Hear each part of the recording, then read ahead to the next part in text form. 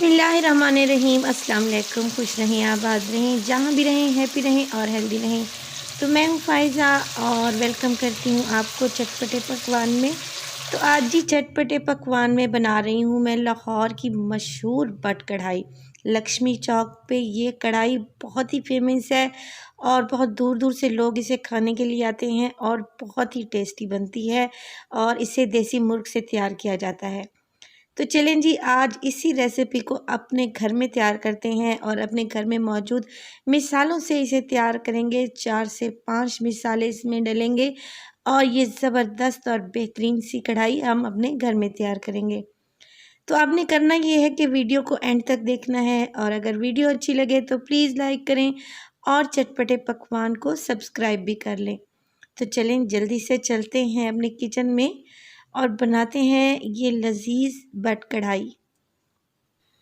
तो इसके लिए सबसे पहले मैंने ले लिया है एक फ्राइंग पैन और उसमें डाल रही हूँ मैं सफ़ेद ज़ीरा 1 टेबलस्पून और इसमें जाएगा सूखा धनिया साबित 1 टेबलस्पून।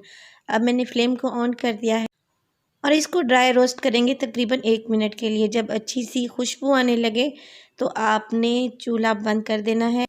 आप देख सकते हैं हल्का सा कलर इनका चेंज हुआ है और मैंने फ्लेम को ऑफ़ कर दिया है। अब यहाँ पे इसको मैं मोटा मोटा सा दरदरा कूट लूँगी। यहाँ पे हमने इसको पाउडर नहीं करना बल्कि इसको मोटा मोटा सा दरदरा ही कूट लेना है। तो यहाँ पे देखें ये बहुत अच्छे से तैयार हो चुका है, आप इसको देख लें। इसी तरीके से आपने भी ज़ीरा और धनिया को पीस लेना है अच्छे से। अब मैंने ली है एक कढ़ाई और उसमें डालने लगी हूँ मैं देसी मुर्ग। यहाँ पे इसका वज़न है तकरीबन 1.25 किलो के दरमियान। तो मैंने इसकी मीडियम साइज़ की बोटियाँ करवा ली हैं और इसको अच्छे से धो लिया है और इसको धोने के बाद मैंने कढ़ाई में डाल दिया है और अब इसमें मैं डालूँगी 3 मीडियम साइज़ के प्याज हैं जिन्हें मैंने बारीक बारीक स्लाइस में काट लिया है। अब इसके बाद मैं इसमें डालने लगी हूँ अदरक और लहसुन का पेस्ट है 1 टेबलस्पून भर के इसमें शामिल करेंगे और इसके बाद कुछ स्पाइसेस डालेंगे और यहाँ पे मेरे पास है काली मिर्च का पाउडर 1 टेबलस्पून भर के और जो अभी हमने सफ़ेद ज़ीरा और धनिए को मोटा मोटा सा कूट के रखा हुआ था 1 टेबलस्पून भर के इसमें डाल देंगे और बाकी का मिसाला बचा लेंगे।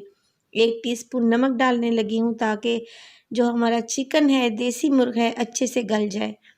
अब इसमें डालूँगी मैं 2 गिलास पानी। तो 2 गिलास पानी डालने का मकसद ये है कि जो देसी मुर्ग होता है वो थोड़ा-सा सख्त होता है। वैसे तो कमर्शियल तरीके से ये प्रेशर कुकर में बनाया जाता है मगर मैं आपकी सहूलत के लिए इसको कढ़ाई में बना रही हूँ।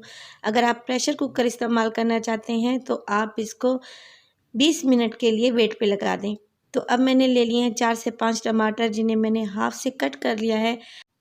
अब टमाटर को हमने कढ़ाई के ऊपर इस तरीके से रख देना है और फ्लेम को मैंने ऑन कर लिया है।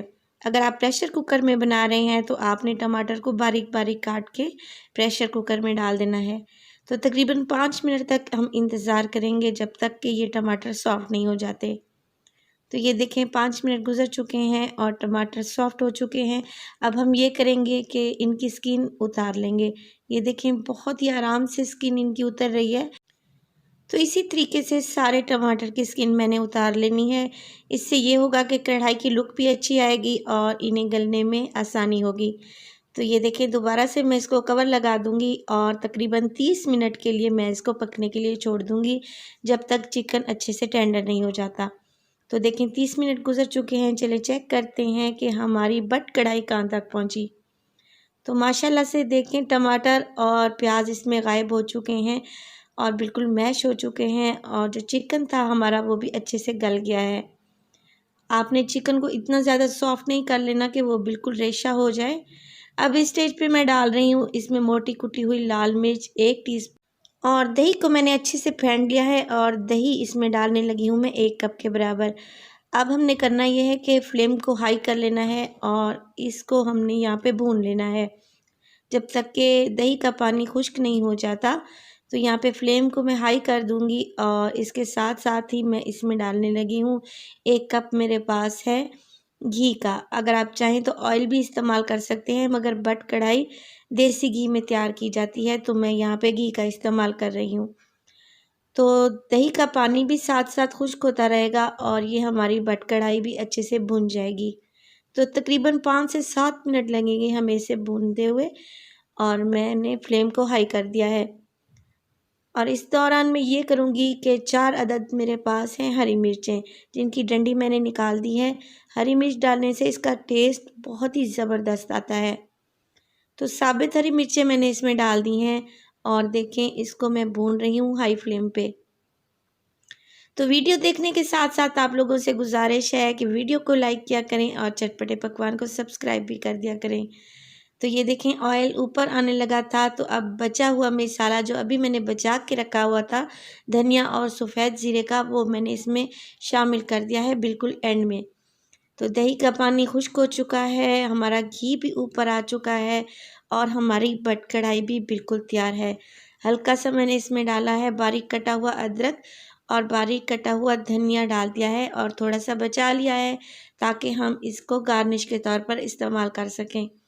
आप देख रहे हैं लुक वाइज ये कढ़ाई कितनी मज़ेदार है, मेरे मुंह में तो पानी आना शुरू हो गया है। अगर आपको भी वीडियो अच्छी लगे तो प्लीज़ लाइक कर दें और विज़िट करें चटपटे पकवान का। आपको ऐसी मज़ीद बहुत अच्छी रेसिपीज़ देखने को मिलेंगी इंशाल्लाह। तो मैं बट कढ़ाई को सर्व कर रही हूँ कढ़ाई में। आपका जैसे दिल चाहे आप इसको सर्व करें और गरम गरम चपाती के साथ खाएं तो सर्दियों का लुत्फ़ ही दुबाला हो जाएगा। और आपको अब किसी रेस्टोरेंट में जाने की ज़रूरत नहीं है, घर पे बनाइए बट कढ़ाई और इंजॉय करें। तो अगर आपको रेसिपी अच्छी लगे तो कमेंट सेक्शन में मुझे बताएं कि आपको मेरी रेसिपीज़ कैसी लग रही हैं, और अपना फीडबैक देना हरगिज़ ना भूलिएगा। अपना बहुत सारा ख्याल रखिएगा। फ़ाइज़ा को दीजिए इजाज़त। अल्लाह निगहबान।